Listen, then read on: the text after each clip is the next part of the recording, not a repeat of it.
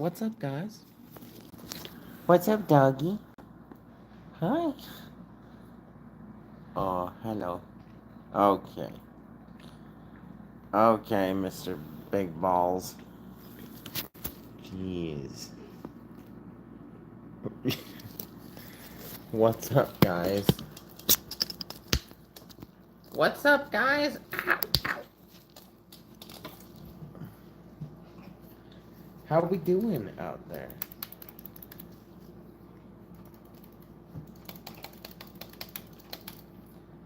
I got my mousey.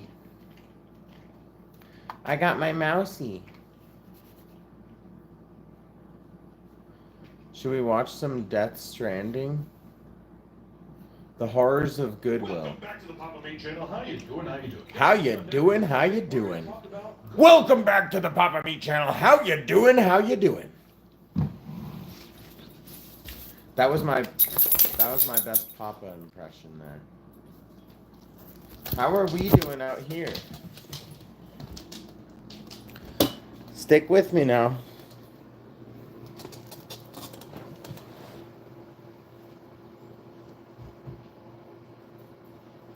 Meow, meow, meow, meow.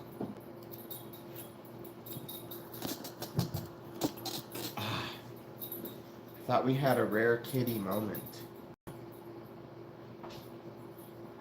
I thought we had a rare kitty moment.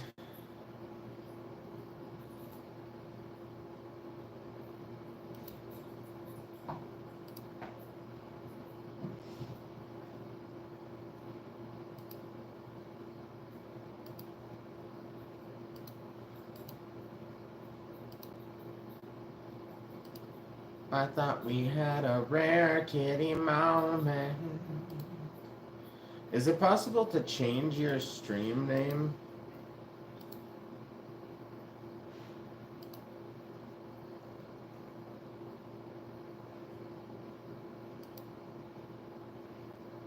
Are we dabbing?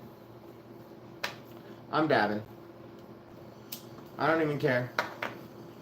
I'm doing it.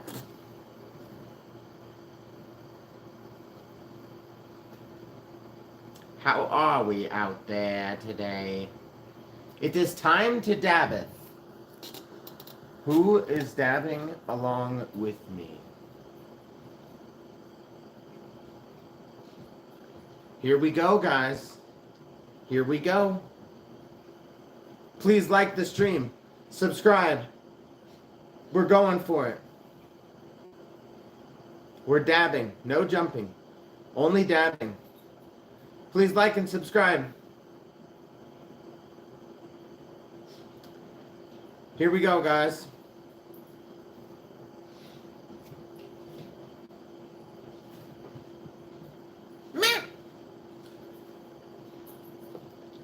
Please like the stream if you can. That was my little jump for you, Black. What is your name? Black Jigging? Black Jigging. That's a good name. That's a fucked up name. What the fuck? Alright. Are we ready? Are we ready? Here it comes. Luis. What up, dude?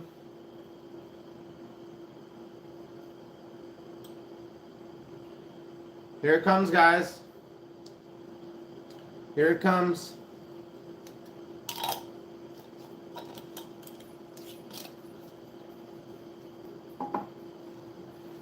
Yeah, this is the live resin made from my black ice and snow cap. Try to get a good shot for you here. I don't know why it's not focusing. Focus in, boy. Focus on in, boy. Where'd Black Jigging go? Luis, what is up? Are you guys here? Yo, Luis.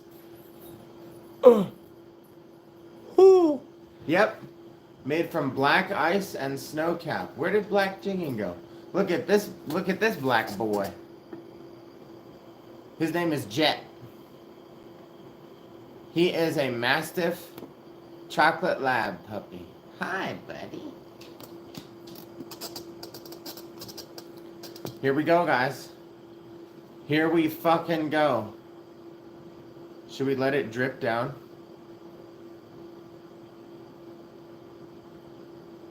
It focused for a second there.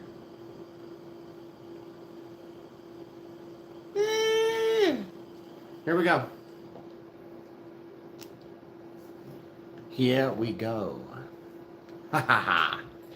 Dabbeth. Dabbeth for the puppy dog. No dabs for the puppy dog. Just dabbeth for me. Here we are, gentlemen. Gentlemen, behold!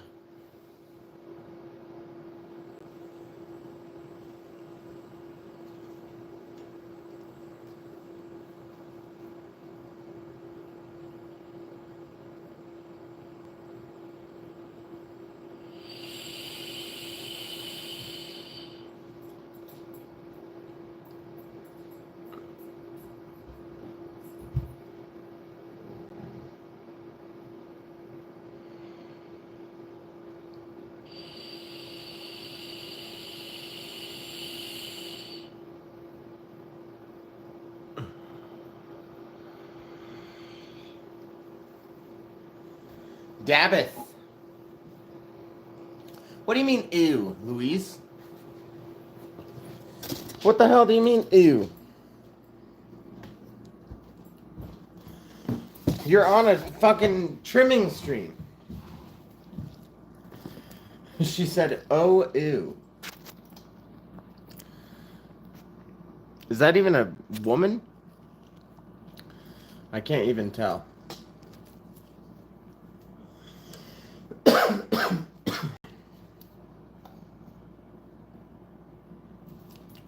All right, guys, we trimming it up.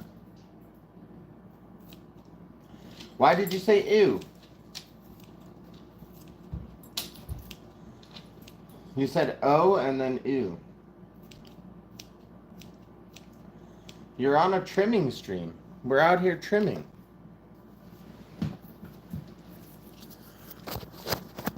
Yeah, let me plug in my phone.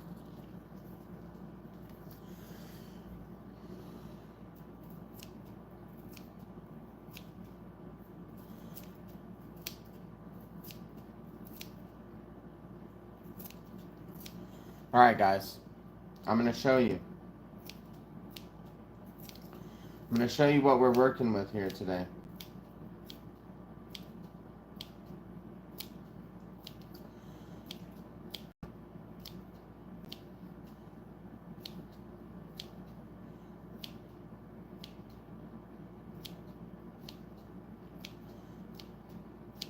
Are you ready?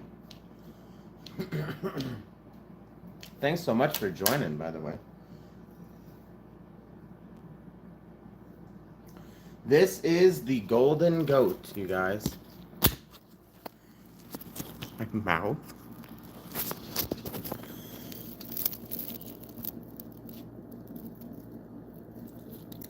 Here she is.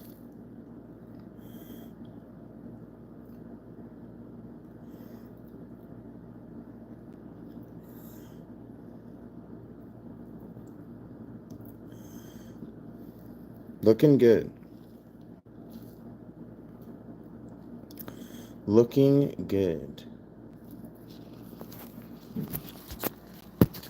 All right. Moo.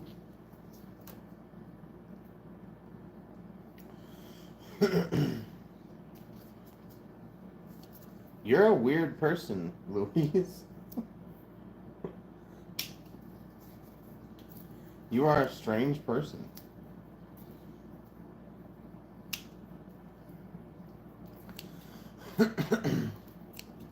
Who else is out there?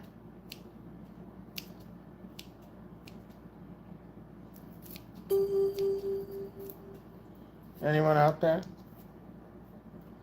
Moo-hoo?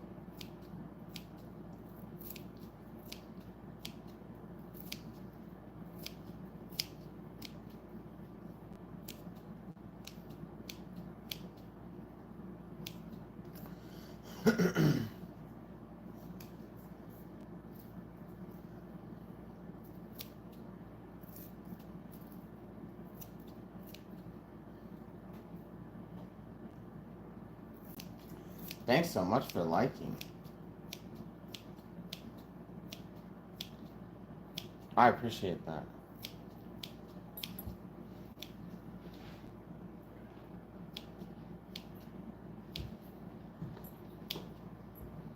So how we doing out there, guys?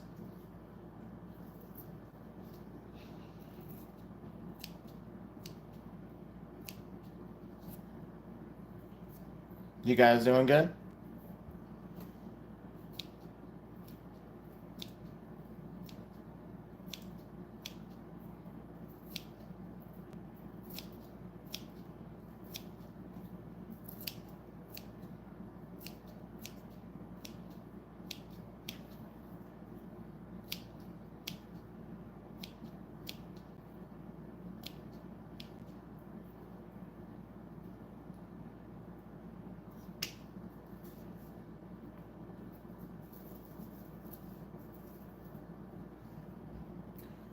What up, what up?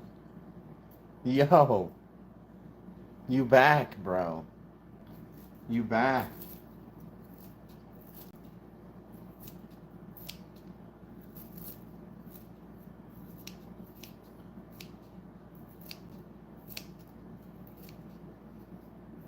It is dead.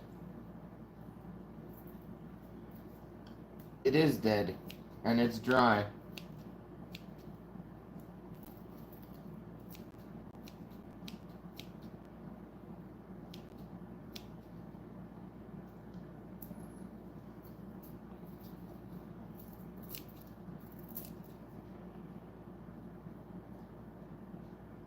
What up, Louise?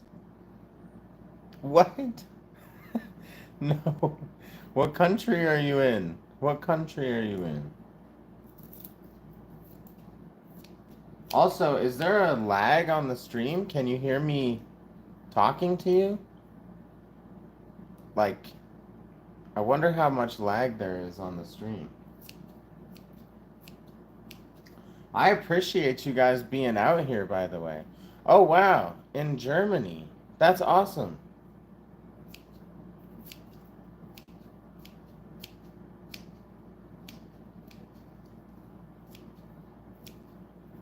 That's fucking awesome.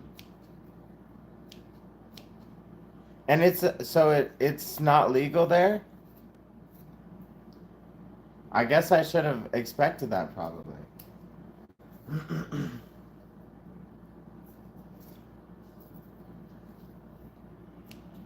It's totally legal where I am. And yeah, I basically have been growing for several years, but I just started really actually like dialing in the process of it. How did you find my stream? How did you find my stream in Germany?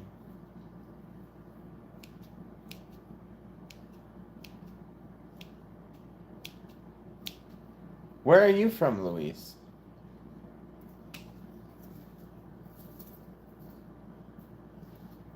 That's so fucking awesome.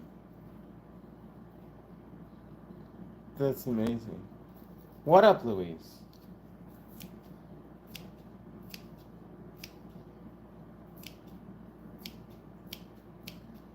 A little backstory about me, even though you guys aren't asking for it, is I used to struggle really bad with drinking. And I was a severe alcoholic from the ages 26 until 29. And then it got so bad where I was starting to have seizures. And I finally was able to get sober a little over 4 years ago. So I no longer drink any alcohol. But I was having seizures, and those seizures didn't stop even after I stopped drinking. And really, the only thing that actually ended up helping with that was the combination of THC and CBD, which is the plant that we have here. And I grow it myself, and I have other streams. That's why I thank you so much for being out here with me. I have other streams where I'll show the grow, and you can see it. I'm just checking the time.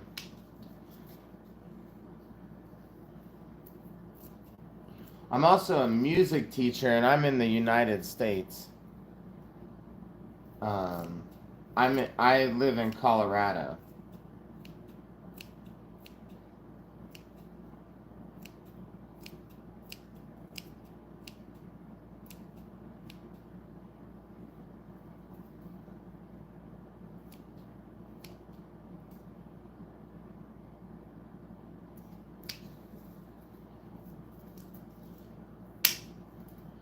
But yeah, that's just a little backstory. It's not a very funny backstory, but it is what it is.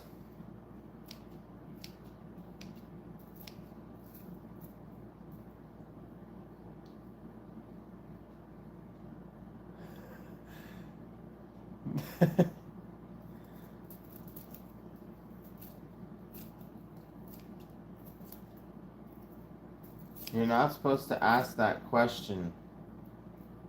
Am I saying your name right when I say jigging?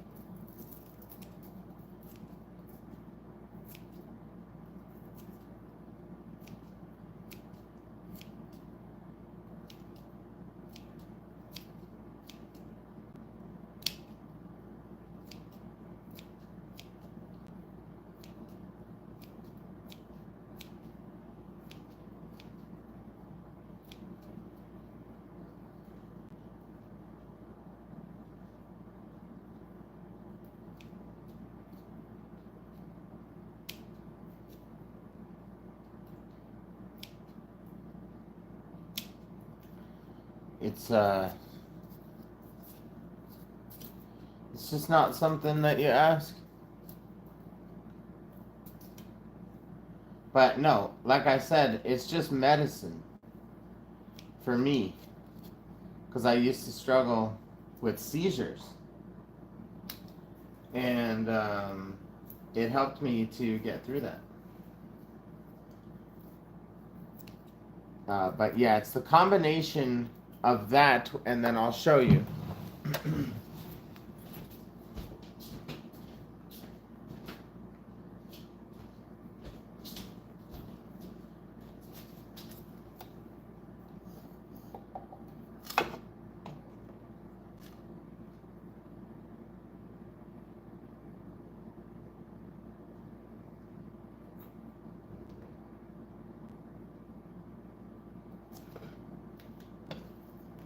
That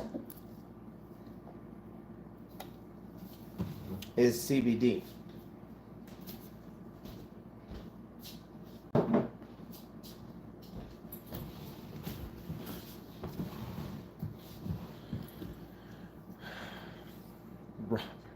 Who the hell is this Louise Strokes? Louise, I think you had a stroke.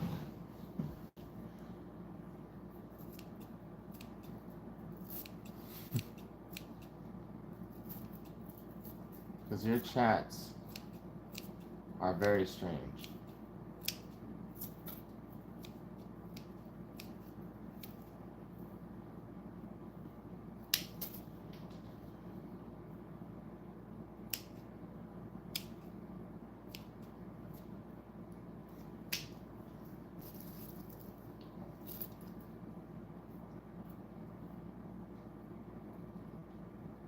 What is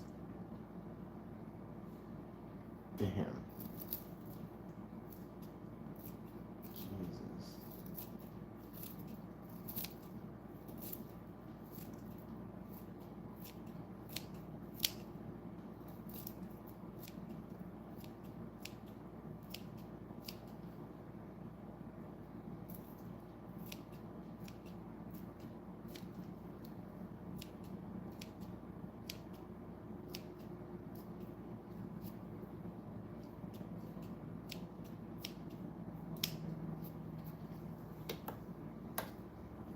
All right, here we go.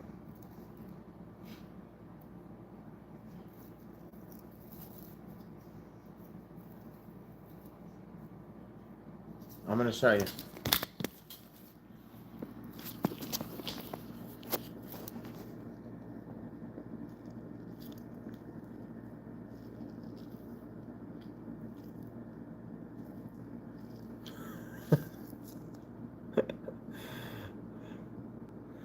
Oh my god. Yeah, you can.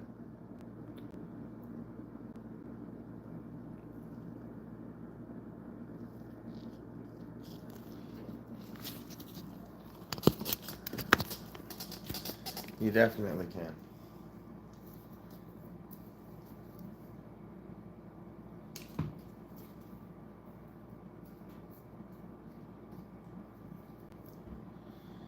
You definitely can.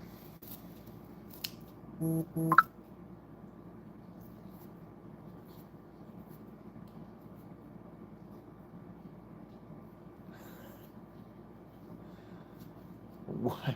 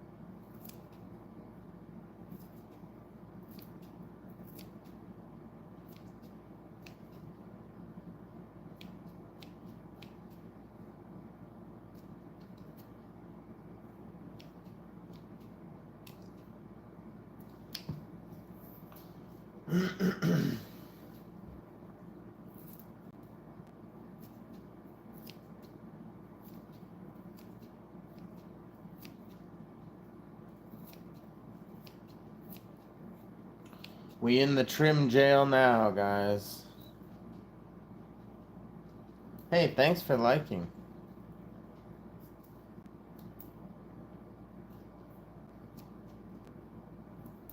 I appreciate that.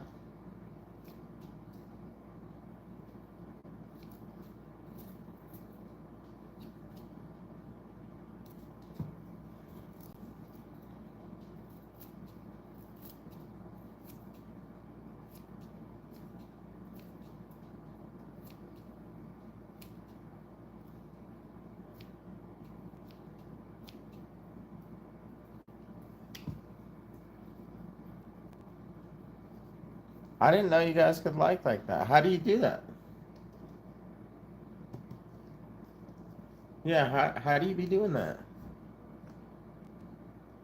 That's sick. Thank you. I appreciate that.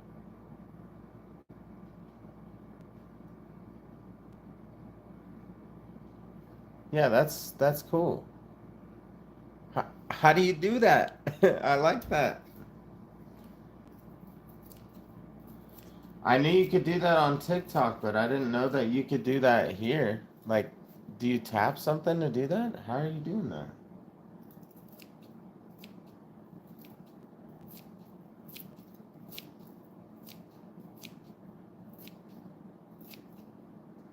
That's awesome, you guys.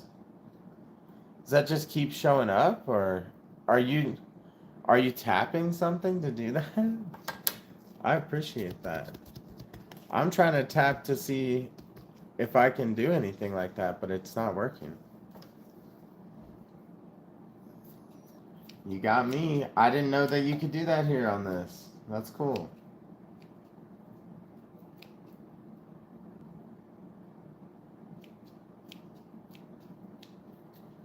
I appreciate it, you guys. Oh, yeah. Okay. I was trying to tap it too, but it doesn't say I can do anything.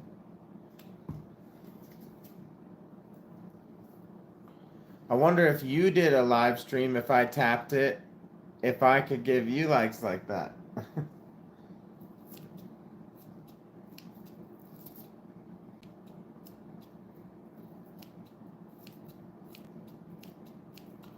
I would imagine I probably could. I just don't know where the fuck to do it.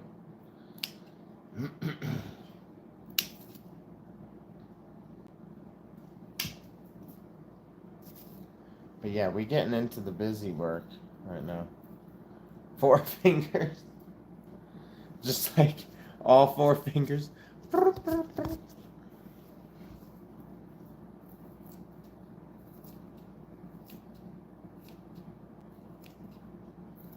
That's what's up.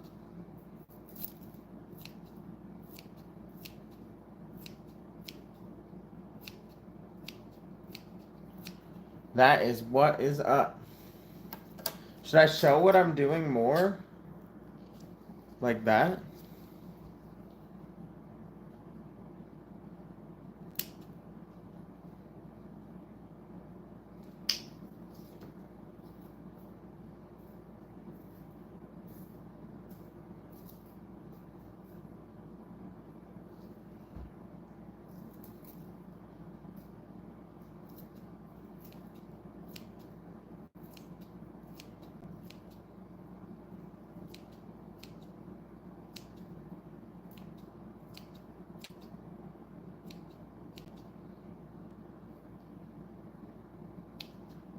We're getting into it now.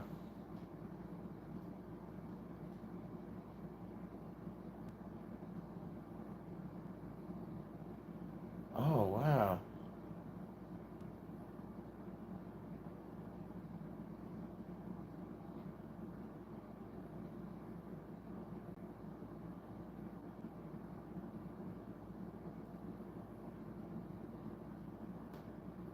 Okay.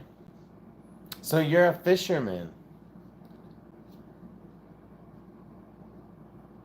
And you're doing jigging and you're fishing in Croatia? That's cool. That's why your name is that's why your name is Black Jigging. I love it, dude. Yo, I appreciate you being here. You should subscribe. I like talking to you.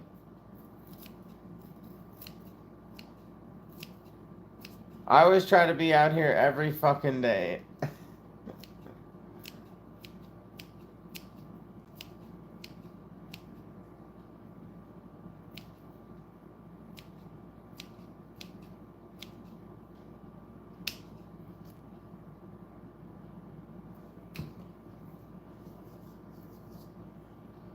Yeah. What, fishing is hard or what's hard?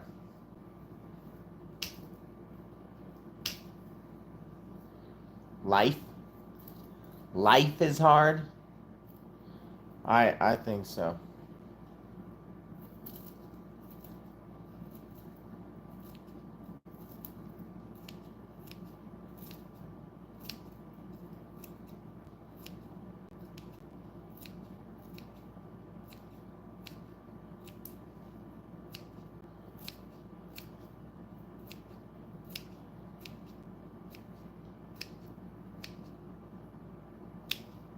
This is the way to stay in touch with people nowadays. Filming. Yeah, filming is for sure hard. Filming is definitely hard. It's fun, but it requires a lot of I feel like it requires a huge wide round, like a very wide range of knowledge of multiple subjects like editing and computers and mostly like digital stuff. But the filming itself is also can be the hardest part.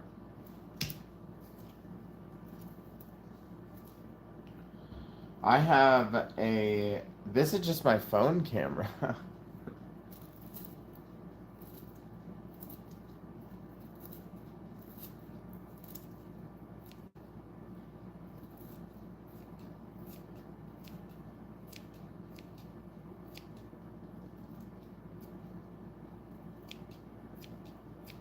Just my phone camera.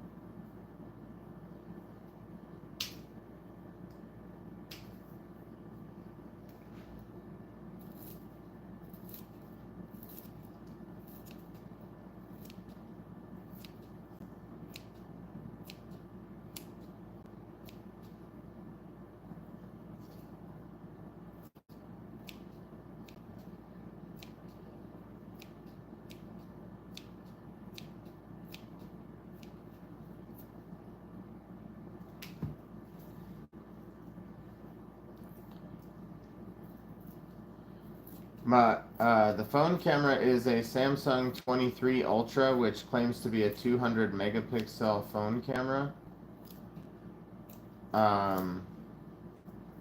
It is a pretty nice camera, I would say, but I think there are probably nicer cameras out there for phones now. I'm pretty sure the 25 Ultra probably has a better camera. I don't know. I really like phones with good cameras now. I used to be obsessed with phones that had keyboards.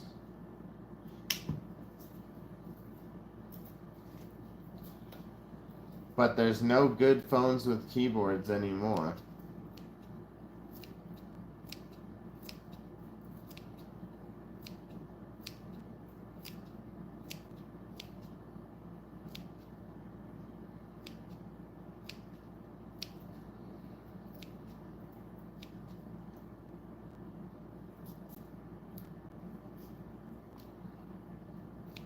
I like phones with keyboards though.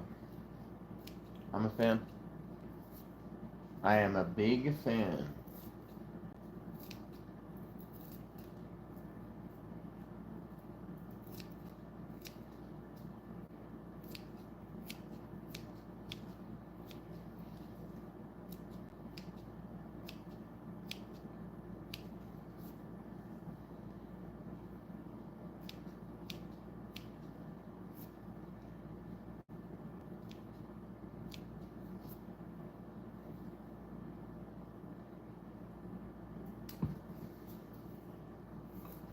We stuck in the trim jail.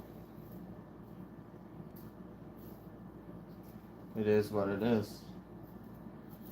I just realized I have lessons until super freaking late tonight.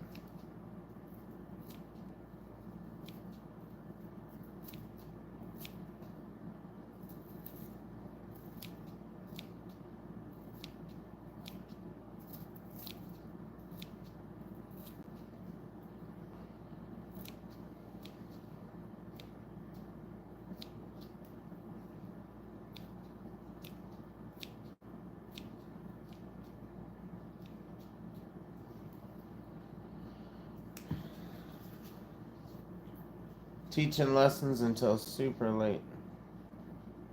Oh, a 4K action cam? Oh, that's sick. That sounds legit, dude.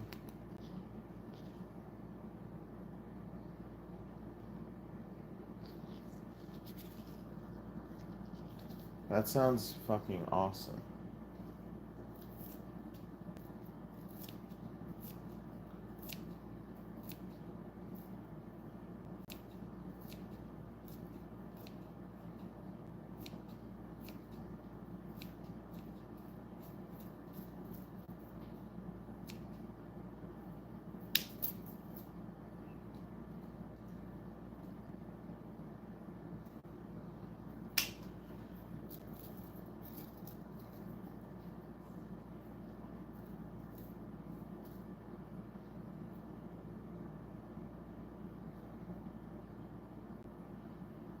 $35?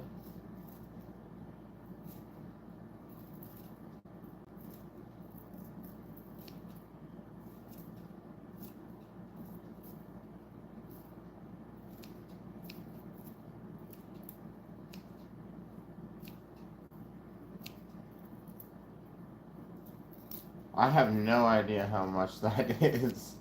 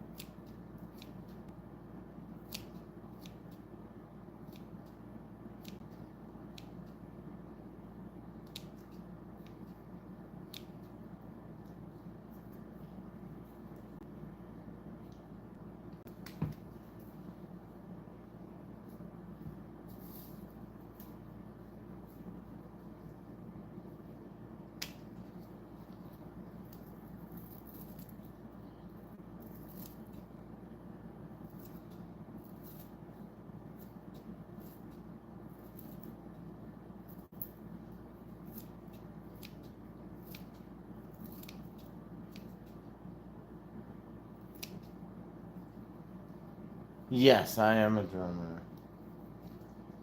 I am a drummer and a drum teacher as well.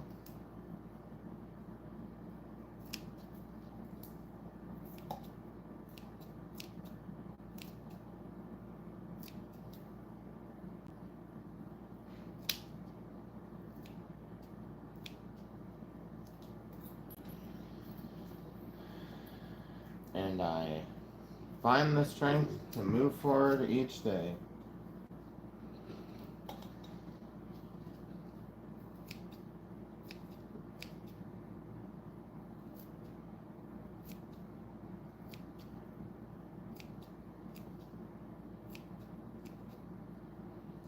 No matter the struggles that I might face, I try to positively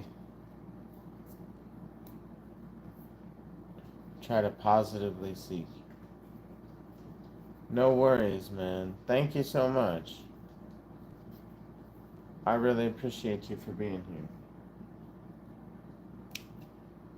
I hope to see you next time.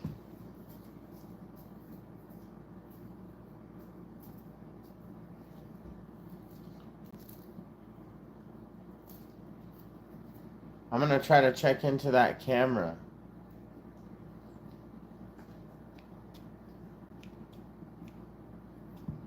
From Amazon.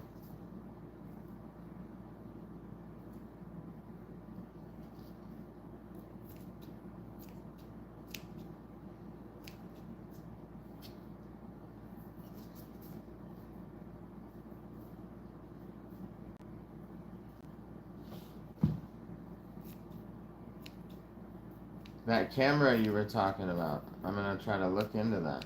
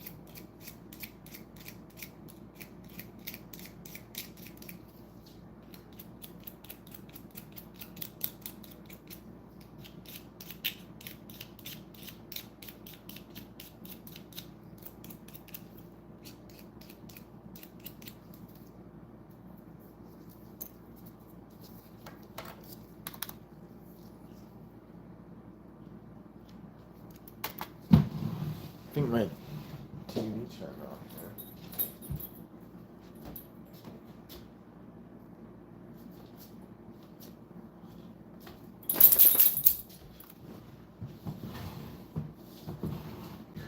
Yes. Oh, yeah. Chances are you've been through to a Goodwill thrift store at some point in your life, or you've at least heard of it. People donate their unwanted stuff, and customers can browse around and potentially buy something decent for relatively cheap. All right, relatively. Goodwill Industries is a non-profit organization founded in 1902 by a man named Edgar J. Helms. After collecting goods and clothing from wealthy areas in Boston, he hired less fortunate people to repair and resell them. All right, you take fancy rich people's stuff and you have the poor people come in and they'll fix it up and then you sell it to the poor people for a profit.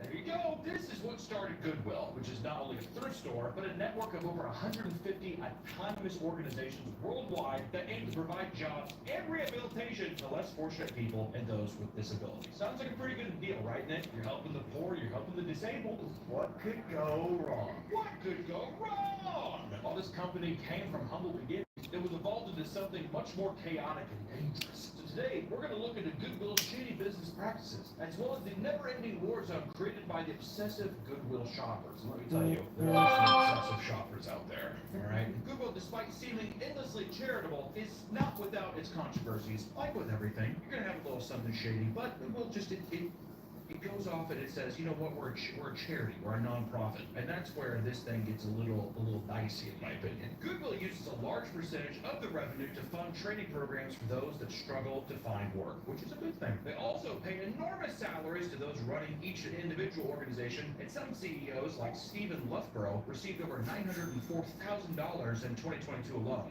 Nonprofit. It's a nonprofit organization, right? I mean, it's a important job that he's running, Nick. What do you think? Do you think that somebody in a nonprofit should be allocating those funds, or does it seem like a Ponzi scheme to just be like, we'll take a large portion, but then we pay our little crew handsomely? Is that fair or unfair? I think it's unfair. I think if you're a nonprofit, just like the Hank Hill episode, remember they freaked out? We made profit! We made profit. While it's common for nonprofit organizations to pay their higher-ups good salaries, they are typically scaled down from traditional for-profit businesses for the sake of public perception because, once again, for-profit is different than nonprofit. Our company's not supposed to make money. We're supposed to take everything that we make and give it back to whatever organization. For these people, the people that can't find work, people with disabilities, that kind of stuff. That's the code. At the same time, if I can get a Chris Mill on the top of it, why not? Part of why Goodwill customers are still critical of this, however, is due to their belief that disabled workers are exploited by the nonprofit. Oh, for sure. Okay. Due to a loophole That's in the very Fair true. Labor Standards Act, Goodwill is able to get away with paying those with disabilities less than... Yeah, they get paid way less. At least they got a job. You found work. What about it cost? This has been reoccurring issues with Goodwill for several years, with reports even in 2011 showing that some were being paid as little as 22 cents an hour. Is this China? Is this real China? 22 cents an hour? It's like a regular employee, like just like... That's on a shelf. insane. At our college, here I used to work with people, I filled their calls, but they were disabled people working for the college. They pay them based on like the output. Because they're like, oh, you only You spent did nothing. At that point, if you're paying somebody 22 cents, is it just to give them like a place to be? And if that's the case, then why even pay them? It's like a sense of purpose. It's like giving like a child. When my mom used to work for this lawyer, he couldn't see at all, but my mom would hand him blank checks to sign to feel like he's still doing work. So it's kind of like that. Here we go. A big, important check signed off. And she even gave him like a crown. This pen smells weird. That's fine. It's like a coloring book. He's just like, all right, here I am filling out these checks for my important business. In 2019, due to a minimum wage increase, a branch of Goodwill Industries in Springfield sent letters to a dozen disabled I workers worked that were at Goodwill a long time Until ago. they were fired until rescinding their decision and apologizing. Years to and the years issues ago. and pushback. What am I supposed to do? Pay And these it was freaks? a crazy We can't keep making position. their collars off. Go free, run. But yeah, I remember they had, like, disabled people that I worked with throughout that whole time, and they would come on a bus, and they essentially had a gentleman who watched over them to make sure that they were staying up to their task and this and that. And I made friends with a lot of them. They were really cool people. But I remember someone telling me there that they get paid basically nothing sold in the store. She ended up keeping just her to own be there. So I guess it's just like a sense of purpose to have a job, I personally, as a shift which lead, is would've been like, pretty "Why don't you wild, how many actually. more hours you have left in your shift? We'll pay you the 66 Pretty cents." wild, I actually. closes it too. Go take one of those things. Also, let me tell you something else. If you buy something from Goodwill or any thrift store, you don't go home and wash it before you wear it. What's wrong with that? I don't trust that those people are actually washing the clothes before they put them out. I think they washed them. But I'm thinking They say that they wash them. I think I saw like a blood stain on a shirt one time, and I was like, I think that's when you toss it in the trash. oh, that'll come out. Also, it was like a little kid shirt. I was like, Jesus Christ. Today's episode sponsored by GamerSubs.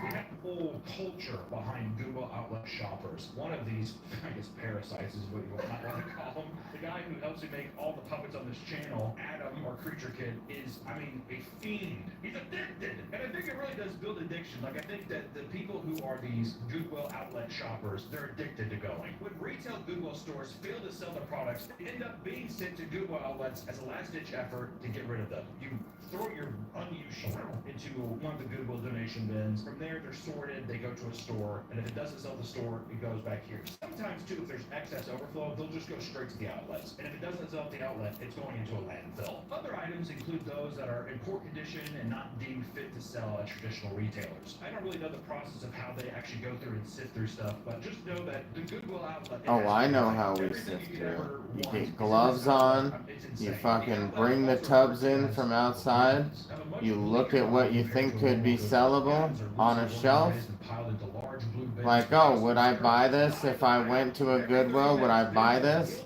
And then you put a price tag on it, and then you slap it on the shelf.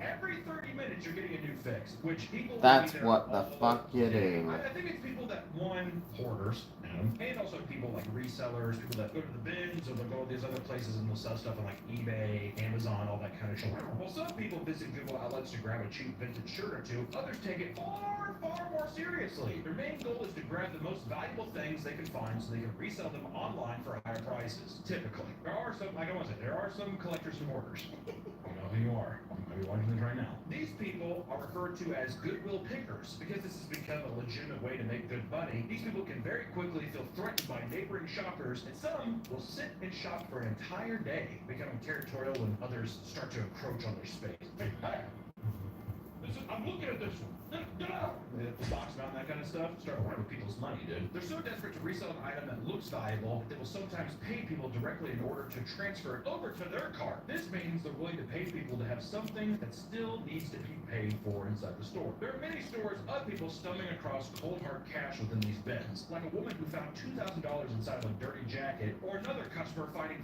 $40,000 hidden inside of a used couch. That's grandma's little nest egg. I mean, how crazy is that? But you hear these stories, and of course people will look through everything. I mean, spend meticulous hours digging through stuff in hopes of finding that. I mean, I would buy a couch, stab it open, and go, at what point is it's worth it? Many bin shoppers advise people to check all the pockets of certain garments, as there's good chance that you might find hidden treasures. Because there's an unlimited potential for big finds like this, shoppers revert to their base instincts, do whatever they can to survive in an environment reminiscent of the ruthless animal kingdom. Right? Ways we call them like gorillas. We call them I think it's what we're saying. Hordes of people wait behind the doors until the very second they open, descending onto the products like pigs to a bright blue trough. Some stores have shoppers that are so feral, the staff has to scream, push, and shove in order to get them behind the designated line as they begin the next rotation of bins and items. Back! They're like, crawling over. I want to look at that purse! I want to look at that purse! I like to think that the staff who has like batons in the world. We talked about the people earlier getting 22 cents an hour. Those are people at like retail stores. There's no way they're putting handicapped people in these bin spots, are they? I mean, really, I mean, like pushing those bins, it looks like, reminds me of the Indiana Jones thing. The kids, the carts, whatever. It's like, I mean, it looks like slave labor. One poster online admits that he simply does not have the energy to rummage around the newer bins because aggressive shoppers will easily plow through you to get to them. He compares the experience to being a weak, injured animal forced to feast on the scraps left behind by a pack of vultures. Like, God, you know, here's I can't look through the Chicago Bulls jackets anymore. I'm like a little bird. He also vents about t-shirt bros, referring to vintage shirt-loving people between 18 and 30 that seem to travel in packs, which is true. That's like a huge thing online of people going and like the garage sales and all kinds of stuff for vintage clothing nowadays. You know, it's just like a popular way to resell stuff online. And also, Hypebeast. Shopping alongside crowds like this often results in physical harm, something that online communities can endlessly attest to. And according to one man, an entire printer was thrown at him out of nowhere from an aggressive shopper. Oh my- Even posted pictures of their injuries, but the woman who specifically shopped at the outlets with her mother in order to act as her bodyguard and protect her from overly aggressive shoppers. One day, Guy got a the woman printer posted thrown pictures at him of on- her, smashed at it into her Goodwill. shin so badly that she almost threw up from the pain. She ended up giving up on returning She ever almost again due to the threw fear of up getting from the injured. pain. Don't make the players hate the game, right? One disgruntled shopper explains how she was bitten by a crazy woman who wanted her to move away from an item she was reaching for. It's not uncommon for outlet shoppers to be threatened or attacked with blades either. In one instance, a man witnessed a shopper slash their own friend's neck over an item they both wanted. What? Another shopper saw a man sprinting around the store, swinging a machete at people. He had to be tackled by guards or removed from the store. In one story, a man found a mug with the word "you" on it. The man put it in his cart, only to be nearly stabbed outside by a meth head who was furious over him, taking all the good loot. Getting into pirate territory now. On many occasions, there have been full street fights outside the store due to disputes from competitive shoppers. Even young kids will get into aggressive confrontations over minor It's only disputes. 12:30. Hopefully we don't have- Kid who wanted to grab an Kinda have a item. feeling that we have early lessons By today. flipping him like a quarter and knocking the wind out of him. People that have experienced Goodwill pickers know that it's important to bring a large blanket or other type of material. I to think cover it's items in the 4 cart and p.m. Step away to dig into the bins. Otherwise, So we still have plenty of time. Might be- it might be earlier than that, though. We might have one right before 4. So I'll just be prepared to get ready by like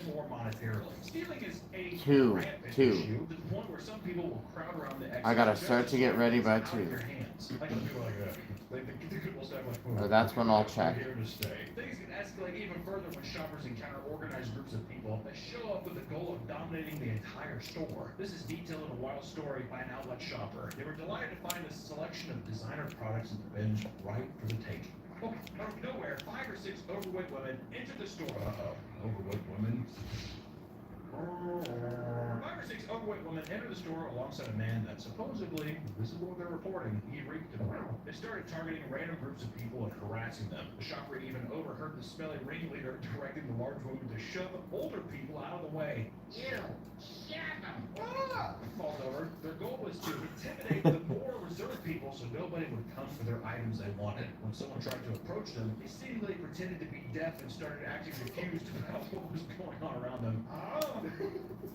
What? I ain't holding me. Shoppers aren't even allowed to film inside the store. People suspect that it's not just to preserve people's privacy, but to persuade people not to show just how chaotic the outlets on a day-to-day basis are. Also, I think too, because there's so much broken glass, there's a legal right you could find all kinds of stuff. I think that if you were able to record stuff and you were able to do that, I think that there's more legal cases that could show up as well. You could cut your hand with glass, or you could find drugs. I know I think Adam or Mariah, she found a gun. Some people sneak in cameras to make videos showcasing the life of a Goodwill reseller. But not all the people at a Goodwill outlet are aggressive. In fact, some are just straight up odd. There are people that would enter the store specifically to pick up and smell the dirty underwear, having zero intention to actually buy any of the products. One man in particular made people so uncomfortable that he was banned from the store. No, it's not. To go in there and go, I'm not hurting anyone. Yes, you are. He's what? Like, in a way, he's hard, for sure. There's no way he's like, oh, I mean, like, come on. He's like, he's like, oh, of course you'd be like, oh, come on. You can't smell some used panties? He's like, oh, period panties. Puts over his head. Walk around, he's like, oh, they call it Frankenstein. One freaking shopper re-encountered a man that would show up just to sniff the used bedding and furiously masturbate on them almost every night. How about that one, Nick? Oh. How about that one? That's different. Well, If you're masturbating, that's different. That's insane. Does not make you uncomfortable that a guy is hard, actively hard. If I told you right now when I was recording, I'm like, I record only when I'm hard. That That's would be, fine. that'd be If that's we need to put a curtain on your door or something. There needs to be, you need a lock on your door. how many people, like when you go to Costco, how many people you think are hard? I would assume not a lot. But they're out there to roam free. Okay, let me tell you the difference is this. If you went to Costco, if somebody went up to like a panty section, a guy, he had a Costco dog and he's eating his Is that something where you're like, well, that guy should probably not be doing that? Now, Well, okay. Now the puzzle's kind of creating a bit of a picture for me. What are you talking about? in Costco, that's weird. I just feel like in the outlets, In the outlets, it's I mean, that's- trash. It's trash. But see, that's what makes it even weirder. Is that they're dirty clothes that he's going in and smelling. That's what I'm saying. It's gonna be thrown away anyway. Who's buying used panties at the outlets? I'm not advocating that it's not trash. I'm just saying that a man going in there and only smelling panties. What the I fuck? probably wouldn't want around myself or anybody else. You kind of changed my mind. Twisted my arm. Anyways, the guy who masturbates on his beddings. On many occasions, he would Oh go my until completion, God. only seeing him get chased out on one occasion by angry staff members. One time. Other times, we were just like, okay, that's a hazard zone. Throw your jacket over that. See, that's a biohazard. Because now if someone touches that, We're done. Some customers would enter the store for no reason other than to pee all over the items and leave right away, which is kind of fucked up. What do you get out of that? Besides, I mean, don't get me wrong, it's a late epic troll, but like what? it's like a dog dominating their space. Because people shoot their loads on people, or they pee on people sometimes. I think it's like a sexual thing too. And to me, it's all sexual. One man attempted to rob the store with multiple shirts by putting them all on at the same time. The staff member watched him put on 13 shirts before trying to inconspicuously leave the store. Like he's like walks in super skinny, walks out, and he's like, Do you think the staff member was like, I want to see how many shirts we put like on? 100%. When he was caught, he tried to play dumb until eventually giving up and taking off all the shirts, including the ones that belonged to him. He walked out of the store shirtless. I would too. I'd be like, sorry, there you go. You guys can keep one, resell that one. It's my Tasmanian devil dressed up as Scarface shirt. You can keep that one. And according to one man, he saw a man buying a toilet seat with shit all over the bottom of it, holding it close while eating a donut. Even without the insane shoppers wreaking havoc, the outlet is plenty dangerous on its own. People often wear sturdy gloves due to the potential to touch drugs, broken glass, or other disgusting substances, pee, piss, whatever. Pee and piss are the same thing, but many have reported finding mice dead and alive deep inside the beds. At one instance, a live baby bat crawled out from under a used couch. I thought he was going to say a live baby. I was really hoping he was just going to end on baby. If anything, keep baby. According to another post, a shopper was bumped by a woman's cart only to have her hand slam into a broken glass and slice her thumb wide open. The shopper ran over to a first aid kit the staff had provided, only to find that it was completely empty. Oh, because the items at bins are not thoroughly checked, it can lead to some insane finds that can be extremely dangerous. One man opened a pocket knife that was covered in some sort of illicit substance that caused him to be high for several hours. Oh, was it a coke knife? Could be maybe LSD. Something like that. He opened it, he's like, what is that? Yeah, coke makes sense. Yeah, he said there, he opens up and he's, oh, yeah, he didn't complain. On various other occasions, people have found loaded weapons. In Miami, a shopper found a gun that he assumed was a toy. He started playing around with it, only to end up shooting someone for real. There's a good weight to it. Bang, bang, bang, bang, bang, bang. What do you mean? I thought it was a toy. Yeah, right, dude. I was gonna say, that's just an excuse. And that's an excuse again. A lot of this stuff is definitely an excuse. Wait, this is real? In Florida, one shopper brought home a baby bouncer still in its original packaging. After gifting it to her friend during a baby shower, however, it was revealed to contain a Massberg 715T semi-automatic rifle. How do you not know that? You know what I mean? That's a good find, though. That's a huge one. Actually, can I get that right? It's my baby now. At one person's Goodwill, he watched someone discover a flare gun in the bins. He immediately grabbed it, pointed it at the ceiling, and shot it without second thought. Mindless children. It really is. Oh my god, what? Oh, it's real. Whoa! I like that, Dave. That's just an excuse for everything. Oh my god, wait, this is real? To be fair, I feel like I would be one of those guys. You are smelling panties and you're doing whatever the fuck you want there, apparently. Another deadly weapon that people report finding on multiple occasions are live grenades. In Oregon, an entire building had to be shut down after a World War II era grenade was found in the bins. That is awesome. You think it was like the pipe bomb one? It's like long and has like the little thing at the end. Oh, You know what I maybe. mean? Yeah. Those are sick. It was like throwing those in video games. That's World War II. I think so. I don't know. Splitting hairs, dude. In Augusta, someone discovered a box containing military-grade grenades and mortars. A bomb squad had to come down to secure the items before they could potentially detonate. And there is no shortage of weird items that have been found at Goodwill outlets. People often find abundance of sex toys, like dirty dildos, Oh, silicone definitely. asses, and blow-up dolls. And some people have even found used condoms. Adult diapers? Full diapers. diapers, and fresh turds have been reported as well. Other strange finds consist of things like large glass jars filled with mercury, as well as bloody hospital gowns. Why would that end up there? Also, mercury? Well, the alchemist down the road donated all this stuff to Goodwill. Given how insanely cheap it is to bring home massive amounts of products from Goodwill outlets, people have found that it's extremely dangerous for people with hoarding tendencies. People who have hoarders in their family despise Goodwill because of how it leads them to pile on more and more needless junk. But to be fair, you're going to find that junk anywhere. If it isn't a Goodwill, it's a trash can. It can be wherever. They didn't jump in the trash bin. So it's a hoarder's paradise, but still, you can't point the finger there. You know, talk about this Goodwill outlet thing. I had to go look for myself. Is it as crazy as people make it out to be? These people online, this culture, is it as crazy as they say? We had to go find out for ourselves and see if we could find some sick stuff. So let's go.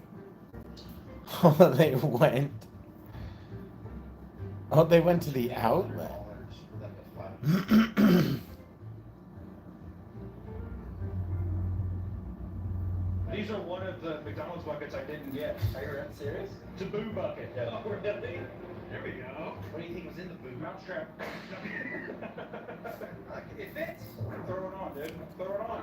It's too small. It won't work. Sure, man. We got some nice flooring here for Nick's office. Yeah, so I can play on the ground. So you have tummy time in your room. Please, sir, let me give you a report. Oh, no. Okay.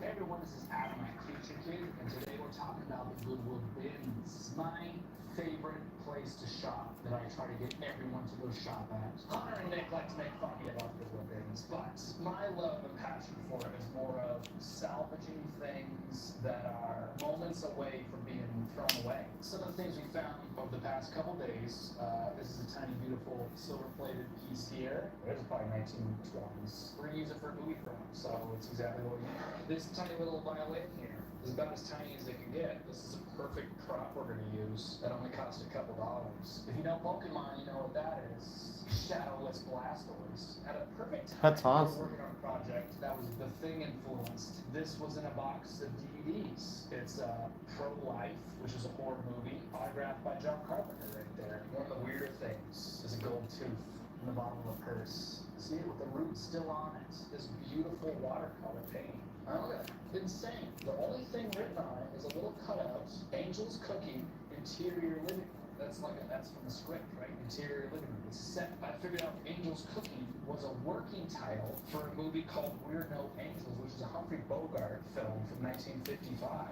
That would have been 10 minutes away from going into a dumpster. Let's look at what Maddie found today at the bins. So I'm a huge fan of vintage luggage pieces. This is actually a vintage carry-on from Escort, which is a pretty cool luggage company. This weird little cowboy purse. This purse, which is very tacky, but it is Loungefly, and that is a really sellable brand if you're trying to like make an income off of resales. I think this is maybe one of my favorite pieces that I have today. It's a little custom tin. You can always find really good office supplies, usually still sealed. Painter's tape is so expensive, but at the bins, it's by weight. Adam actually picked this one out for me. 1978 full-color calendar of Elvis, made in 78. I just finished a short film that takes place in the 70s, and a lot of that stuff came from the bins that was authentically dated. This is probably the best thing that we found today. This Blockbuster membership card. This is from 2007, so it's a real antique. This is a VHS tape. It contains the OJ trial. In short, the bins is the best.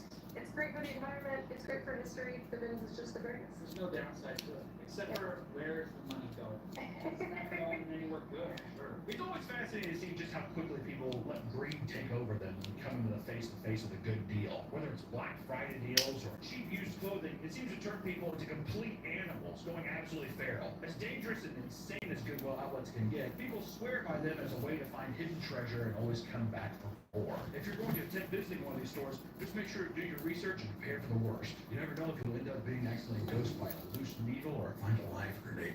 Or a baby. Or a baby. Hopefully you find a baby. We'll see you in the next one. Bye-bye.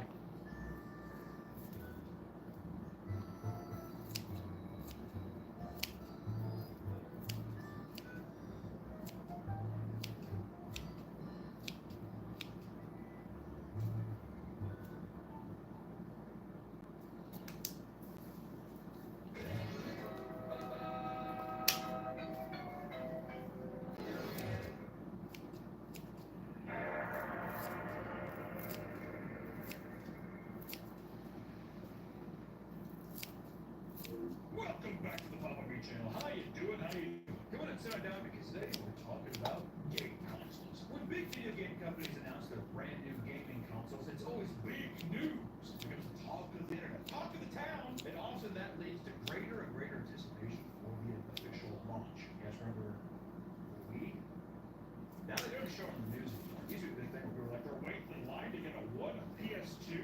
What is that? Now they're just like, yeah, of course. You know, it's so normal now. While many gaming consoles have lived up to that hype, there are far too many stories of products that released to an absolute disastrous response. So with that said, let's talk about some of the biggest console launching failures in gaming history. Buckle up, gamers. We're talking about failed consoles. And of course, we can't discuss console launches without first talking about the Nintendo Switch 2, which is one of the reasons why we were doing this video. It's a fun way to look. Take a trip down memory lane. Take a trip down memory lane because right now the Nintendo 2 Switch, I feel like, what do you think? I feel like it's been kind of negative. Well, Here's the thing. People are stoked on it. I think they were just like, there's no difference here. Just charging more for a bigger screen. Is that kind of the, and also the games are more expensive too, right? I've seen a lot.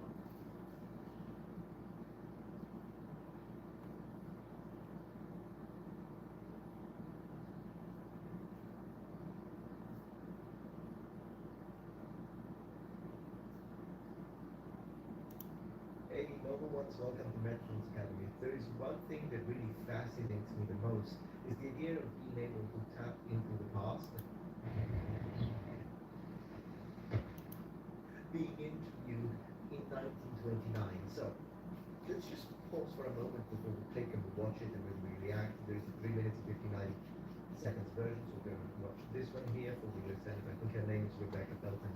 What I'm interested in is trying to see from a linguistic perspective the way she speaks, how different is it going to be? She's an American, she's going to sound transatlantic, like maybe even older than that. I'm just fascinated by it. This is someone who was born in the kind of early 1800s, 1835, not exactly early, but you know what I mean? This could be one of your grandmas in 4 years. Like imagine you have a grandma who's in her 90s, she was born in, oh my gosh, it blows my mind. So without further ado, let's jump right into it.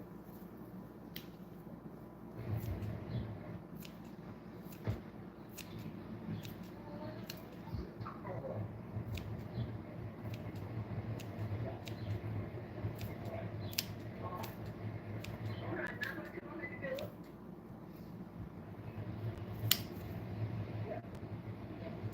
Hello, folks. Are you here with this morning? Hope you do. I'm trying to get up. Wow, I love it.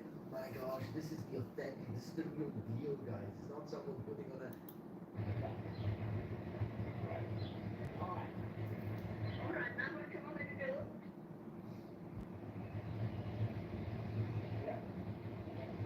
Hello, folks. Are you here with this morning? Hope you do. I'm trying to get up. Wow, I love it.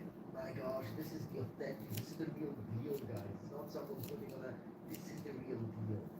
Born in 1835. On your feet again? Feel pretty good? Thankful it's as well as it is? Alright, pleased to see you. I don't know where you come from, but I give you all the welcome I've got to offer you. See how she almost sounds... There is a dignity to it, isn't there? Both in the way they speak, because it's kind of gone. It's something that I find endearing, charming even. It almost gives you an idea of someone who's been televised for the first time. It looks a little theatrical from our perspective, but that's how people spoke. I mean, of course, she's an educated person, so I guess not everyone spoke like her, but still.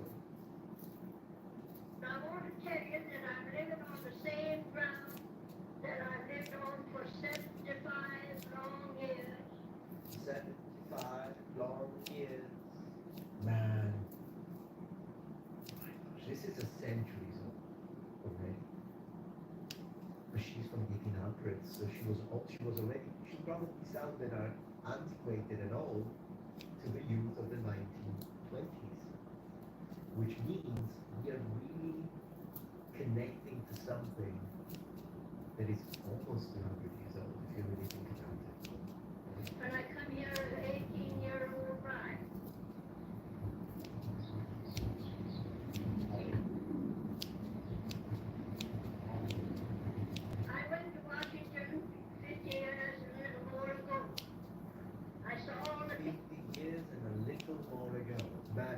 saying it like that. It sounds so old school, old fashioned. People around there, and then with the presidents. And I learned a great many things up there that I didn't know before. I had to look more to it. I was one of the board of labor managers for the Chicago Exposition. And I served my full time in Chicago and learned many things over there. I have been I was a delegate to the Tennessee Centennial Exposition. I was a delegate to St. Louis, a bureau in St. Louis. I think for a North Georgia partner of my size and age, I've had to put a good education all Oh, that yeah. time. Yeah. That do all right. That do all right? She was asking at the end. Oh, that's good. Yeah, of course.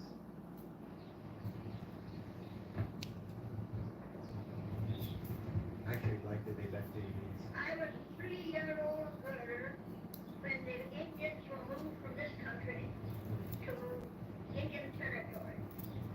I have an indistinct recollection of seeing the red men as they went through the woods, where everything was woods nearly at that time. I have a distinct impression as a 3-year-old child can have it. Nevertheless, I've been here since that time, and I've seen the march all the way. At that time, we had only stagecoaches, and we only had horses and buggies, and we had lots of footback travelers. So yeah, that's another thing. She really went through the technological development in the mechanized sense, right? Horses and walk around. That was it when she was young. Because when she was 3, it was 1838. And then, of course, as she gathers knowledge, she's 5, she's 8, she's 10. Even when she's 10, it's still 1845. So she's got all the recollection of the, yeah, this is fascinating. But let's focus on the pronunciation again. Yes, sir. I remember all of that, and they had intimate acquaintance with the people of that time. Now I see it come along all this way, and they are playing over my house, going on its way, and it's got to be such a common thing. The old girl don't go even out to see if she's protected.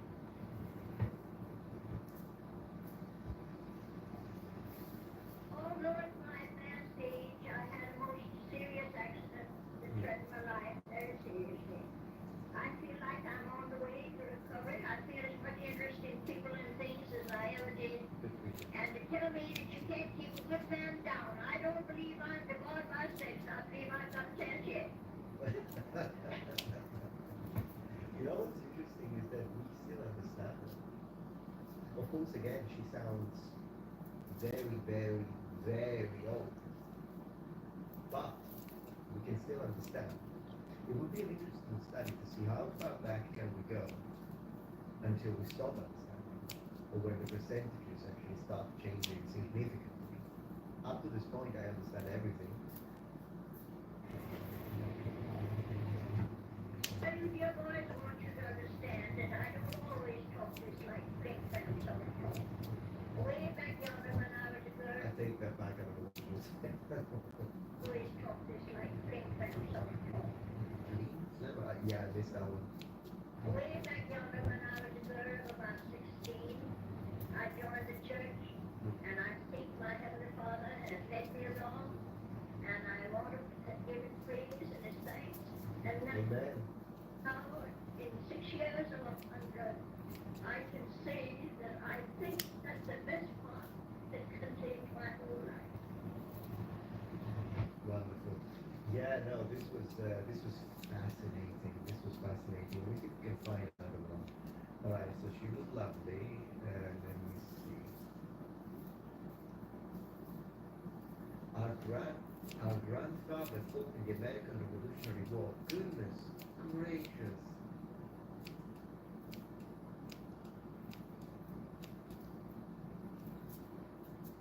Let's go with this. A woman born in 1878, so already a little further, talks about her childhood in Los Angeles, California in the 1880s.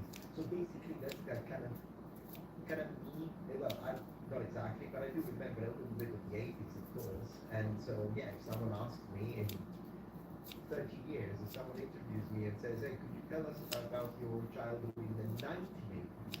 It will be the same, but with a century of distance. Listen.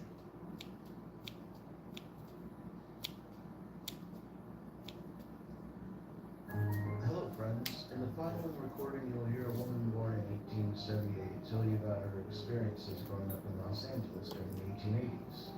Her name was Bella Buford Tom Collins, and there is very little known about her except that her father, Cameron E. Tom, who is pictured here, was the mayor of Los Angeles between 1882 and 1884. To give you a little background, in the 1880s, the small town of Los Angeles had a population of 11,000 residents, which was actually a significant increase from the previous decade. A major component of all this was the arrival of the Southern Pacific Railroad in 1876, which connected the town to the National Rail Network. And by the 1890s, The trains in this area were a new thing, new development. When you look at the wagon, look at the shape. Also, look at the way people are all so well dressed with hat, jacket, maybe some vests. Everyone is well dressed. and east, the discovery of oil led to the development of the petroleum industry in the area. Now, Los Angeles was not known to be a typical Wild West frontier town in those days, but it still had elements of the Wild West legacy during the time. Yeah, look at this guy. Look at this. Okay, so this is lovely, but I want to hear the person. So he's here, or is it just a voice recording? It's a voice recording. Now and then, I want you to tell the team all the kinds of things you can remember about your childhood and my father's What's up, guys? childhood. Hell, the machine. Gonna remind me Whew. of my uncle when, like, in the We're so 1980s, close. those computers This is were- all we have left. You had the little This is it. button Just this. and idealized This is all we got left, guys. And then my uncle would say, it's thinking. And then done with this whole The plant. time you were born here in Los Angeles in 1878, and all the way the city was in those days, the village was in those days, and the kinds of things that you can recall that your father may have told you from the time he came out here on a horse in 1849, after having grown up in Virginia, where he was born in 1824. My grandchildren, who would never know any of these things without your doing this, will be interested, and so will all of their children, I'm sure. And therefore, just tell it as you recall it. It's the only record of all we have. November the 26th, 1964. And I am truly grateful to my Heavenly Father for 100, and yeah, the way she counted that is fascinating. all the blessings I have received every day of my life ever since I was born. I've been bullied by my peers, wonderful niece Serena, to try and tell you something about my memory as a little child and about Los Angeles, when it was a charming, beautiful little city, quiet, green hills, beautiful orchards of walnuts, oranges, olives, That actually sounds great. not the great, big, sprawling, dirty, noisy, Noisy, you're saying nothing. That's really, really bad. smelly, smoggy town that it is now. Right. Amongst my early memories was going to the little stores with my mother, Main Street, from Mail Street on to the plaza, had mostly little shops on each side of the street. On the other side of the street, at about 4th Street, there were the residences of the people who were then leading people in Los Angeles, and I think there were not more than 1,500 white people here then, Spanish, American, all. And my mother, I can remember, I couldn't have been more than 5 or 6 years old, when the Main Street had a sidewalk which was wooden. It was just wooden planks laid down. Using the sidewalk was already a word.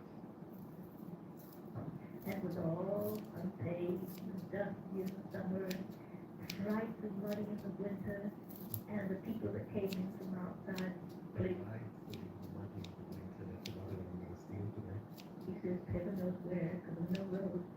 came in truck for it, and they tied their horses along the hitching posts all along the front of Main Street. And I can remember walking to the market, the only little grocery shop in Los Angeles, with my mother, and I couldn't have been more than 5 years old. It was owned by a little old Dutchman with little side mutton chop whiskers, and his name was Henry Van der Leck. I can remember it as it was yesterday. On the outside of the shop was a kind of a thing where the broom stood upside down, so you could select your own brooms. You needed a broom, I suspect you did. And inside he sold the things we had to buy, and everything in those days came out of barrel. And everything in those days came out of the barrels. Man, this is great. Man, I could do this for hours. My mother would buy 2 cups of pickles. They were fished out of a barrel with what they call a dipper. She'd buy so much sugar and so much flour, and that came out of the barrel with Yeah. stuff in a paper bag. What is it with all this barrels of paper bag? Paper bag. Wow, a paper bag then. And the cheese, you always gave me a little tiny piece of cheese to taste. Everybody could taste the cheese. And whatever he had one boy in the shop to help him, came out of these barrels and things. And he was a nice old Dutchman, and he built himself up such a good business that now the Vanderbilt family, whom I think married, were one of the oldest Castilian families here, are the people. So anyhow, that was that. And further along, there was a little shop which was run by a man called Mesmer. That is where we bought our shoes. I wore little shoes with what we call straight heels. But my Sunday shoes were soft, hip, button high, on each top of each shoe was a large black silk tassel. Oh, I tell you, I was something to behold in those days. You know, it's I also apart from the again, crystal clear pronunciation. It's very nice. But another thing is note how much the attention to details. This is a generation of the Korean, and you can see that linguistically the way they express themselves. This is a generation that marveled at the smallest things, and she was happy about it. Like, look at this little detail that I have. I have a ribbon here, and my shoes. I had Sunday shoes, and they were special. And yeah, it really is a stark contrast with I can't have the latest iPhones on the press. There is something. I think technology is great. I use it. My job is technology. Thanks to technology, but on the other hand, I think we lost the plot when it comes to being happy with small things. And this is, I can feel it. I don't know if you know what I'm saying, but I can feel it in the language she's using and the way she's describing things. Well, the first power station in Los Angeles was in Main Street between 1st and 2nd Street.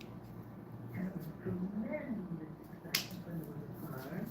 There were very few of them because It's a tremendous amplifier for, yeah. there were very few houses and very few shops to burn down. Well, when the bar alarm sounded, great big engine would dash out, always with magnificent white horses, and the hook and ladder, and all the inhabitants would run off to see where the fire was, with jangle bells and whistle, but no sirens, thank goodness, in those days. Thanks, good. And then the next well-known thing was the brewery that was in 3rd Street between Main and Street, and was owned by a man, great big German called Schwartz. And my big excitement was to walk up 3rd Street with my father, Mr. Schwartz, with leather or I suppose rubber boots up to his hips, would be sloshing down the studs and the water from the inside of the place across the sidewalk into the gutter to go down the main grate. And he always addressed my father as Mr. Mayor. Very precise as well, if you noticed. Like, she is not missing words. I don't know if she's reading this. Doesn't sound like it though. It sounds like she's actually speaking. And I find it interesting how she's very precise in the vocabulary she uses. like this is the correct word for this, and this is what it is that is, and the gutters and the rail and the main road intersected with, like, it's very, as I say, precise. Morning, Mr. Mayor. And once or twice I was taken into the brewery to see how everything worked, and it was so cool and lovely, and I just loved it. When she say cool, do you think she means the temperature? Because I mean, she's again from the 1800s, but now she's recording, I guess, in the early 1900s. But I don't know if they were using the word cool in the way we use it. Do you think she literally meant temperature? Let me know in the comments. That was a hop. And Mr. Austin walked up there because later on, when we got a little bit older, we had to walk up 3rd Street to get on a cable car to take us to school. Now then, you want to know how I was dressed, little girl? I had wore sometimes a little bonnet I got from the club, which had buttons on. Obviously, she said what, but with the addition of the aspiration, what. So, what was? I guess this was already a characteristic in some areas of American English, some radio states. And on those buttons hung my drawer. And on top of that, I wore a knitted petticoat, hand knitted by my dear grandmother, who practically brought us up. A beautiful, beautiful old lady she was. Well, she wasn't old now. She died at 70. Everybody thought that was tremendous. But anyhow, she used to knit. Tremendous, but she's using it in a negative way. Whereas today, if you say that's tremendous, we mostly mean it in a positive way. A bit like the difference between terrible, negative, and terrific, positive, both have the same stem and the same origin, but they're used in opposite ways.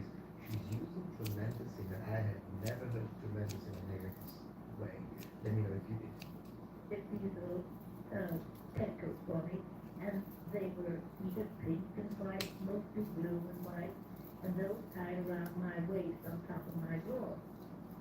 Then on top of that, I wore a white petticoat, which hung on some kind of a bodice, and that always was trimmed with white Janelle. embroidery, which my I didn't see that you grandmother joined, Janelle. always Thank you so much for joining.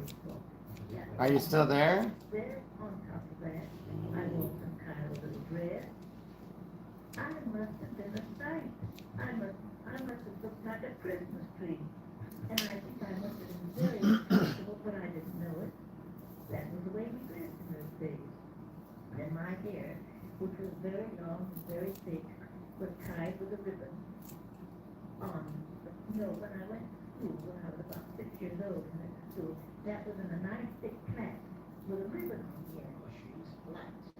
So now in American English, grade is the word mostly used, and flat is now a word, like a word used in the UK instead. But maybe that shift hadn't happened yet, and so she still used flat.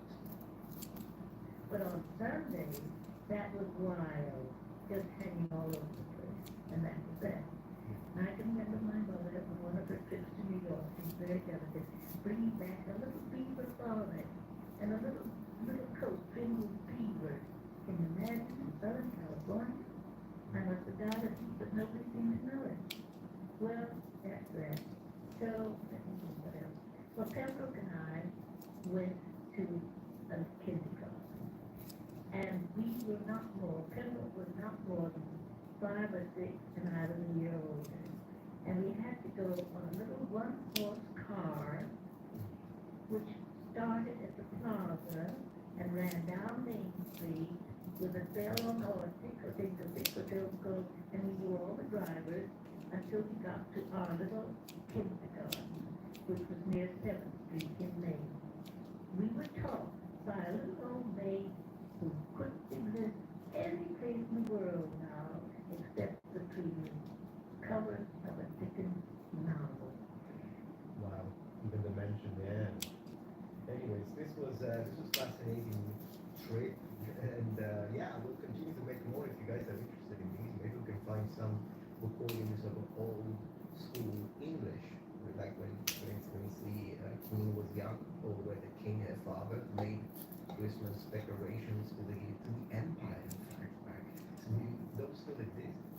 you're interested, let me know. Thank you very much. And we'll see you tomorrow for my next daily upload. Thank you for joining Metaclub Academy. Bye.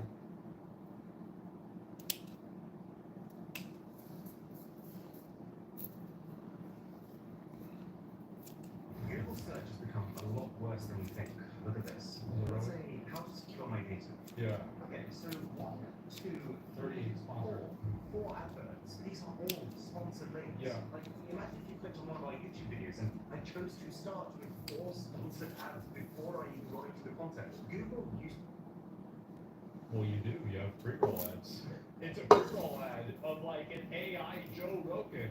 Wow, I really like this supplement. It makes my dick longer. Click here. What ads? Yeah, I don't know. It's easy to take for granted nowadays, but the ability to just find anything you wanted in like 5 seconds was revolutionary when it was new. I've been noticing more and more over the last few years, things starting to feel a little off. So, I've done a deep dive. No thanks to Google, and I found the 3 major reasons as to why Google search is not just in decline, but borderline broken now. And the way that they started changing this results page is the first. Like, look at this again. Do you notice something? Well, it's that Google editorializes their search pages, and they remove things from the search engine that they shouldn't remove from the search engine, and they make decisions based off of criteria that basically they have and only they have. Like, back in the day, Google used to be amazing, and then they started making decisions and, oh, we're not gonna show this, we are gonna show this, we're gonna promote this more. That's when things started getting bad. It's the censorship. Yeah, they were like, like Trump, like they did this with InfoWars, they do it with pornography websites as well. People don't want Google to make the decision for them what they want to see. People want Google to show them the closest thing to what they're searching. So when a tool becomes a message, well then the tool isn't as useful anymore. Because aside from the fact that 4 ads before your content feels almost violating, the thing that's even worse is when you consider something called the default. The imagined line where if you want to see anything past it, you have to take action. Like, This is true. This is like kind of a YouTube exclusive thing, but above the fold advertising. So you see how you can see Surfshark, because this video is probably sponsored by Surfshark. They pay extra money for you not to have to click this button to see the ad. And it's referred to as above the fold advertising. Well, now, the term comes from newspapers, where you want the most important information not just on the front page, but specifically on the top half of that front page, so that people can see it even when the paper is folded up in sections above the fold. Now, newspapers never got to the stage of having so much power that they could break. It's effectively a YouTube thumbnail. Like, if you think about it from an abstract perspective, it's a YouTube thumbnail. If you don't even afford to stick big adverts across their home, they needed the vault to convince people to get the page in the first place. But compare that to now, where the entire vault is just sponsored content. Is it even 1? Yeah, it's just past 1, Yeah, they have. which is not bad. They don't even feel like they need to convince people to use anything. That's true. I think it absolutely is true. I think Google has established such a large monopoly that they've engaged in unhealthy business practices that are consumer unfriendly. And they've been able to get away with that because of the monopoly that they've established. They used to pride themselves specifically on how quickly their search engine finds your accurate answer. But now you're either having to specifically invest more time just to scroll past their ads, or trust that the ads have what you want. Amazon also does this. How many of you guys have tried to buy something on Amazon, but the first 3 results of buying something are a sponsor? They Super stop. annoying. Otherwise, those posts would be at the top organically without having to page again. It's crazy. You might have forgotten It's different. a decade ago, these sponsored links used to be highlighted together. Actually, in fact, I would say Amazon is worse. Because Amazon is a service that you're paying money to use. User in a very obvious way that these aren't organic search results, so that you could just filter them out. And sometimes they were in their own cordoned off section to the right of the results. Yeah, I remember Not those. anymore. Now the sponsored search results look exactly like the genuine search results. Apart from Twitter does this as well. And I think that it's done intentionally, like, let's be honest, right? It's clearly done so people think that the sponsored results are real results and they click on them. because people are less likely to trust something that's sponsored. It's obvious. Tiny little, much less obvious. Reddit? Yeah, Reddit does And this all too. of that is just when you're searching You're for right. answers. Look what happens when you start searching for products. So I'm saying what I'm searching is, Here we go. Chair. Wow. Yet again, sponsored a sponsored organic result. What the fuck is this? The fuck? What's this in Minecraft? This looks like a torture device. Is this like for like a is this like a sexual fetish chair? What the fuck? But it's an entire carousel of shopping ads. And I think this is particularly interesting happening with the shopping ads. And I'm not even talking about the fact that, no, it's not just you. These product listings are taking up more real estate on the results page nowadays than they used to. They are 34% bigger just compared to 2021. Damn. It's not even that. See, I do a Oh, lot of by 2030, all you're gonna do is you're searching Google and be like, what am I gonna buy from Google today? more internet shopping than most people. For one video, sometimes we're buying 20 products. And so, while this one is more of a feeling and it's a little hard to prove, it is really starting to feel like it's shopping. Google is specifically making the organic search result bad to make the best way to shop directly from the ads. Like whatever. And the thing is that his argument here, he can't prove that. But if you follow the argumentation that a company will do what it wants to do to make the most money possible, you will arrive at that same conclusion. Because that's what will generate the company the most money. That's the problem. When I'm searching for something specific, like let's say I was trying to find the thinnest mini fridge to fit a particular space in my room. Thinnest mini fridge. And would you look at that? Something that completely fits the description I typed. Yep. Fridge that's not too big and it's thick. So the sponsored results are spot on. Google clearly understands what I'm looking for. So what happens when I scroll down and look at the organic results? Okay, first up is Amazon. And nope. That's a travel bag. Nope, nope, nope. None of these products. And he says go back to Google search and just scroll down. Nope, that's not it. That's not it. That's not it. Nothing here is it. Everyone. And the thing is, like with this, is that you could easily say that they're like just they're making a mistake. But I think with Google, the trust has been lost. So if you see something like this, people perceive it to be the this is being done with malicious intent. This fridge is just short and wide, which is It's insane the amount of rage bait YouTube channels. People are unhappy, can't they just stop using it? I think that everybody should find this to be problematic, that a lot of these companies are doing this in a way that's, I mean, at a certain point, like, is this not like a certain degree like bad advertising?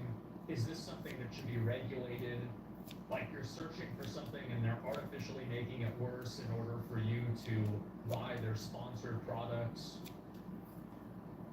It's deceptive and it's manipulative. Now, is that enough to make it illegal? I don't know, but I think there's a question there. Dang, that's it, guys. We did it. It could very much be. We did it. with this current level of intelligence and review data, it has the ability to take me straight to the single best. Damn. result. We did it, guys. Does it not seem a little like We did it. But then at the very Well, least, thank you so much for anyone who joined. I really appreciate you. And I will see you for the update stream tomorrow. Okay, love you guys.